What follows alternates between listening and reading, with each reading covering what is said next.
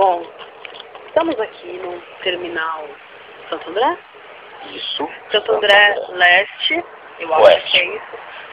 É um dos dois Santo André.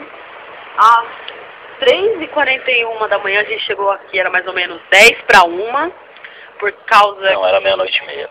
É. Qual que é a diferença entre 10:01 e meia-noite e meia? 20 minutos. É? É.